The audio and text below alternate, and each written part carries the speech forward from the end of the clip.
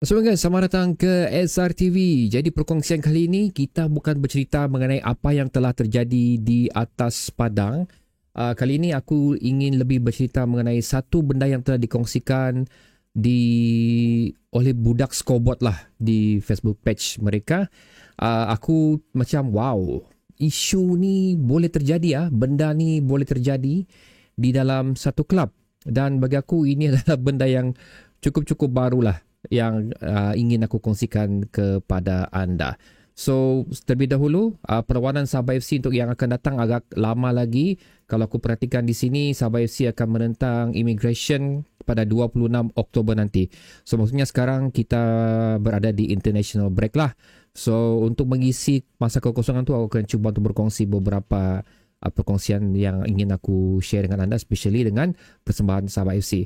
Tapi sekali lagi untuk video kali ini, ianya tidak berkaitan dengan persembahan di padang, tapi berkaitan dengan apa yang berlaku di tepi padang. Okey, dia cerita lebih kurang macam ni. Apa yang terjadi sekarang yang cuba dikatakan oleh budak scoreboard ni. Anyway, bila cerita pasal budak scoreboard ni, diorang memang antara yang memang fanatik gila lah untuk Sabah FC ni, dan mereka memang kalau di Sedem tu antara orang yang kita patut dan harus direspect atas dia punya contribution untuk Sabah FC.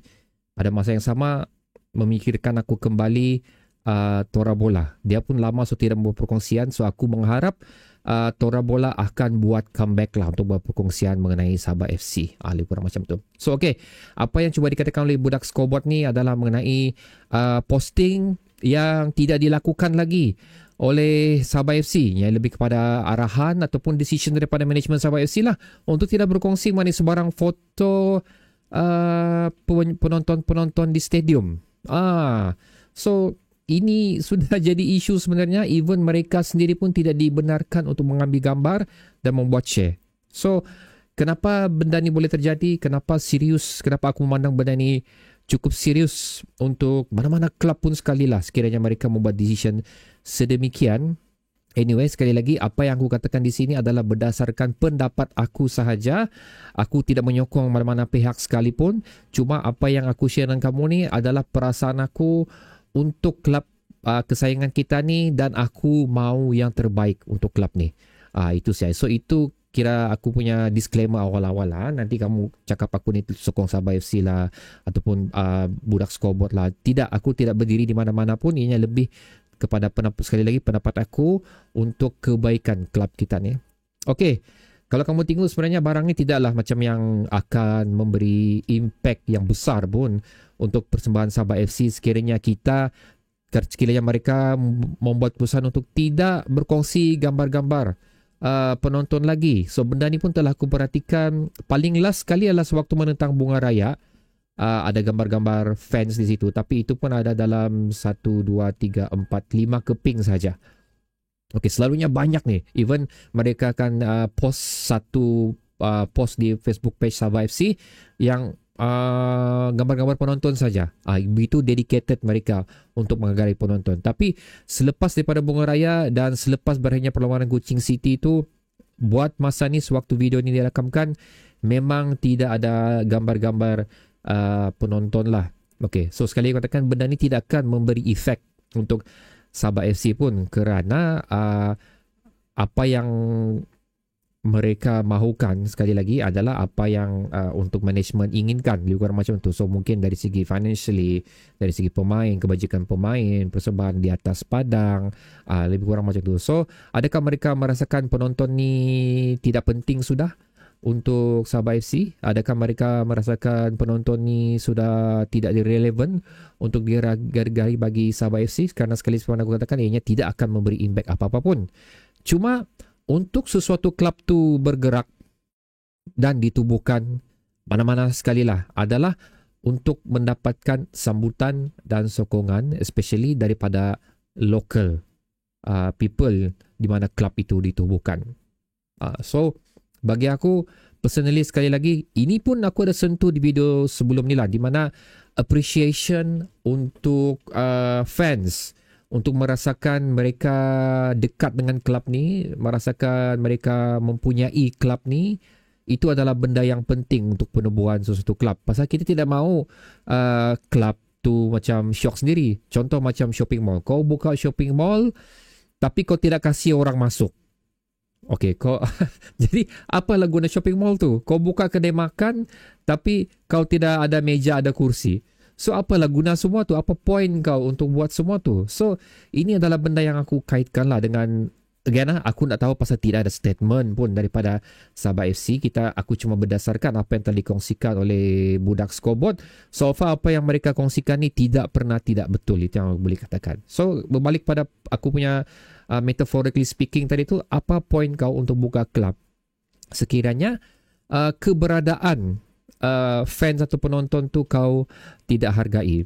Even sewaktu dulu, ini adalah interview yang telah dilakukan oleh Kinabalu Podcast terhadap Jowit, di mana beliau sendiri macam ada perancangan beliau lah, beliau katakan di situ perancangan-perancangan. Tapi apa yang lebih menarik perhatian aku untuk perancangan Jowit tu adalah cuba memberikan equity atau saham kepada peminat-peminat Sabah FC.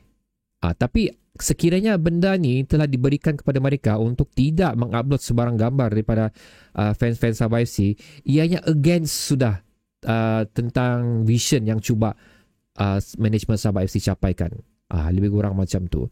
So kau maksudnya bila kau mau ingin memberikan equity atau saham kepada fans ni, maksudnya kau ingin memberi sense of ownership. Okay, kau tu maksud aku management lah, ingin memberi ownership kepada fans, membuatkan kita merasa lebih dekat dan ada engagement di antara kedua belah pihak, lebih kurang macam tu. Tapi bila sudah benda ni tidak dilakukan, I'm not talking about yang saham apa semua equity tu, tapi bila sudah kau tidak decide untuk meletakkan gambar penonton, which is benda yang macam bagi aku boleh katakan formal dan wajib dilakukan oleh mana-mana klub di saingan bola sepak tempatan kita especially ni, kau against formula tu atau model tu, so yang menunjukkan kau sudah rasa ingin menjauhkan diri daripada penonton. Aku tak tahu apa penonton sudah buat sama manajemen Sabah FC sampai mereka membuat keputusan sedemikian. Again, ini tidak ada statement daripada manajemen Sabah FC lagi, tapi ianya telah terjadi sekarang ni, nampak macam terjadi sekarang ni. So apakah yang membuatkan penonton lakukan sampai mereka macam terguris hati? Aku tak tahu, lebih kurang macam itulah, sehingga tidak ingin berkongsi gambar-gambar penonton lagi di dalam Facebook page mereka. So macam even though sekarang pun aku ada baca komen-komen tu, ada yang mengatakan even tim media Sabah FC sekarang ni pun cukup boring jika dibandingkan dengan beberapa season lepas. Perkongsian yang mereka lakukan tu agak mendatar lah, macam kau boleh agak sudah macam sebelum match, during match, after match, memang benda-benda ini yang akan keluar, tidak ada kelainan. Aku ingin membawa anda melihat seperti mana media PDRM guys. Media PDRM memang hebat, memang bagus, out of the box cara mereka berfikir untuk mempromot klub mereka. Itu satu benda, mempromot. So ini pun adalah salah satu benda untuk, okey lah, kita dalam keadaan yang memang cukup critical sekarang ni, di mana result tanpa kemenangan telah kita lalui selepas 6 perlawanan, kehadiran penyokong pun semakin berkurangan. Tapi adakah dengan keputusan untuk membuat sedemikian tu akan membantu klub? Bagi aku ianya tidak akan membantu klub, kerana ianya akan menjauhkan lagi kita ni as a fan untuk menyayangi, menyokong klub ni, apatah lagi untuk hadir ke stadium. Sekarang ni kita boleh anggapan klub menolak peranan pemain ke-12 ni lah. Klub menolak peranan penyokong di dalam Sabah FC ni. Aku dah heran kalau nanti again kehadiran penyokong akan kurang, penjualan merchandise akan kurang, dan support daripada penyokong akan kurang. Ini aku rasa akan terjadi sekiranya situasi ini diteruskan ataupun menjadi keputusan yang bilang orang keputusan yang ingin manajemen lakukan untuk sepanjang saingan Liga Super ini. Tapi apa yang pastinya benda ni sekali lagi tidak aku boleh sahkan. Ini adalah perkongsian daripada budak scoreboard. Sekali lagi aku katakan, budak scoreboard punya perkongsian ni tidak pernah tidak betul, tapi again tidak ada statement daripada management. Cuma apa yang penting, pokok tidak akan bergoyang kalau tidak angin yang bertiup. So okay guys, apa pendapat anda untuk isu yang dikongsikan oleh budak scoreboard ni? Adakah anda merasakan ini adalah merupakan satu keputusan yang cukup drastik yang akan menjauhkan lagi kita daripada klub ni? Letakkan pendapat anda di ruang komentar bawah. Bertemu lagi di video seterusnya. Assalamualaikum.